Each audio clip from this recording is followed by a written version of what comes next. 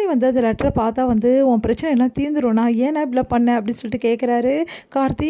என்னடா சொல்கிற அப்படின்னோன்னா, ஆமாண்ணே கண்மணி அண்ணி வந்து இந்த லெட்டரை பார்த்துட்டாங்கன்னு வச்சுக்கோயேன், அதுக்கப்புறம் என்ன எப்படியாவது வந்து அந்த வெண்ணிலா வந்து ரிஜெக்ட் பண்ணதுக்கு காரணம் என்னன்னு சொல்லிட்டு அன்றைக்கி தெரிய வரும்.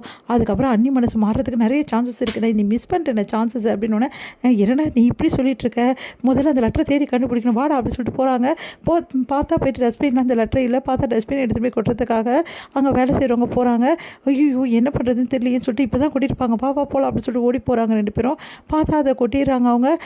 ஐயோ கொட்டிட்டாங்களே அப்படின்னு சொல்லிட்டு அவங்க அவங்க பின்னாடியே அந்த குப்பை வந்து இருக்கிற டஸ்ட்டு இருக்க அந்த குப்பை வண்டி இருக்க அந்த இடத்துக்கே போகிறாங்க. அங்கே போய் குப்பையெல்லாம் கிளறி ரொம்ப கஷ்டப்பட்டு அது எல்லாத்தையும் எடுக்கிறாங்க. பார்த்தா 2 லெட்டர்ஸ் மட்டும் அந்த இதில் இருக்க 2 குட்டி குட்டி பேப்பர் மட்டும் காணோம். என்னடா இது 2 பேப்பர் மட்டும் காணோம் அப்படின்னு சொல்லிட்டு ஒன்றும் புரியாமல் எல்லாத்தையும் எடுத்துகிட்டு வந்து ஒட்டி கொடுக்குறாங்க.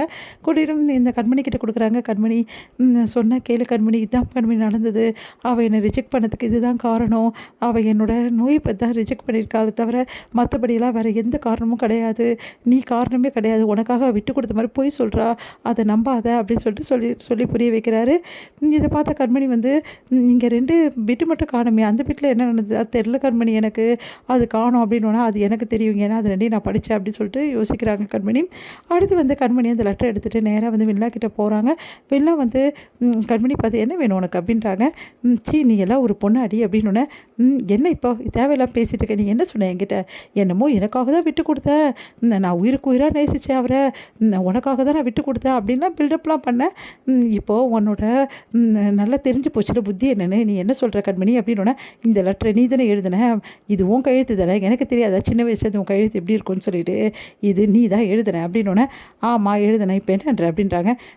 எதுக்காக ரிஜெக்ட் பண்ணியிருக்க அவரை, அவருக்கு நோய் இருக்கிறதால தான் ரிஜெக்ட் பண்ணியிருக்க, என்னமோ நீ வந்து நல்லவ மாதிரி என்கிட்ட பயங்கரமாக சீனை போட்டுட்டு இருந்த, இப்போ தெரியுதில்ல உன்னோட லட்சணம் என்னன்னு சொல்லிட்டு, உனக்கு அசிங்கமாக இல்லை, ஒரு மனுஷனுக்கு என்ன குறை இருக்குன்னு சுட்டி காட்டி அவரை ரிஜெக்ட் பண்ணியிருக்கல, நீ அவரை வேறு ஏதாவது காரணம் சொல்லி கூட ரிஜெக்ட் பண்ணியிருந்தேன், எனக்கு அதை பற்றி தெரிஞ்சிருக்காது, ஆனால் இந்த மாதிரி கேவலமான ஒரு விஷயத்தை பண்ணியிருக்க, நீ எல்லாம் என் ஃப்ரெண்டு அடி, உன்னை என் ஃப்ரெண்டுன்னு சொல்கிறதுக்கு எனக்கு அருவருப்பாக இருக்குது, சின்ன வயசுலேருந்து உன் கூட பழகிறது நினச்சாவே எனக்கு ரொம்ப அருவருப்பாக இருக்குது, இந்த மாதிரி ஒரு மனுஷனை அவ்வளோ தூரம் காயப்படுத்தி வச்சுருக்க, உனக்கு பிடிக்கலன்னு சொல்லியிருக்கலாம், அதுக்காக இந்த மாதிரி கேவலப்படுத்தக்கூடாது ஒருத்தரை, அவர் மனசு எப்படி புண்பட்டிருக்கோம், ஆனால் நீ இவ்வளோ கேவலமாக நடந்துப்பேன் நான் நினச்சி கூட பார்க்கல, உன்னை பற்றி நிறைய விஷயம் ஒன்றா தெரியும் போது தான் தெரியுது, எவ்வளோ ஒரு விஷம்னு சொல்லிட்டு இப்போ புரியுது உன்னை பற்றி அப்படின்னு சொல்லிட்டு டென்ஷன் ஆகி போகிறாங்க.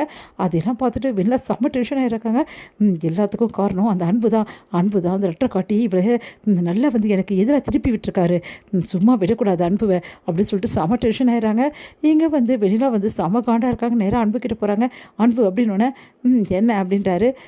என்ன நினச்சிட்டு இருக்கீங்க உங்கள் மனசில், எதுக்காக கண்மணி கிட்ட இந்த மாதிரி பேசி இந்த லெட்டரை காமிச்சு விட்டீங்க, எதுக்காக அந்த லெட்டரை இன்னும் பத்திரப்படுத்தி வச்சுருந்தீங்களா அப்படின்னோடனே, அந்த லெட்டரை நான் ஏனோ தானோ எடுத்தேன், திடீர்னு அதை கிழிச்சு கூட போட்டேன், அதுக்கப்புறம் தான் தோணுச்சு உன்னை பற்றி கண்மணி தெரியாமே இருக்காளே கொஞ்சமாவது தெரிய வைப்போன்னு, இப்போ கண்மணிக்கு உன்னை பற்றி நல்லா தெரிஞ்சிருக்கும், நீ எவ்வளோ கேடு கேட்டவன்னு சொல்லிட்டு, நீ என்னை ரிஜெக்ட் பண்ண விஷயம் என்னன்னு தெரியல அவளுக்கு, நீ வேறு மாதிரி சொல்லி வச்சுருந்த, இப்போ கண்மணிக்கு கொஞ்சம் கொஞ்சமாக உண்மை புரிய ஆரம்பிச்சிச்சு, கொஞ்ச நாளாக அவள் எல்லா உண்மையும் தெரிஞ்சிட்டு வரா, உன்னை பற்றி முழு உண்மையும் தெரிஞ்சு ஒரு நாள் கண்டிப்பாக என்னை ஏற்றுப்பா, அன்னைக்கு நாங்கள் 2 பேரும் கண்டிப்பாக இந்த வீட்டில் இருப்போம், ஆனால் நீ இருக்க மாட்டே அப்படி சொல்லிட்டு போகிறாரு. அதை கேட்டு வெண்ணிலா இன்னும் டென்ஷன் ஆகிறாங்க. எங்கள் கண்மணி வந்து லெட்டர் விஷயத்தையும் நினச்சி பார்த்துட்ருக்காங்க. இவ்வளோ மோசமானவளாக இருக்காரு அந்த வெண்ணிலா அப்படின்னு சொல்லிட்டு உடனே சிவகாமி பார்க்குறாங்க கண்மணியை, இப்போவாவது புரிஞ்சுக்கிட்டாளே அப்படின்னு சொல்லிட்டு.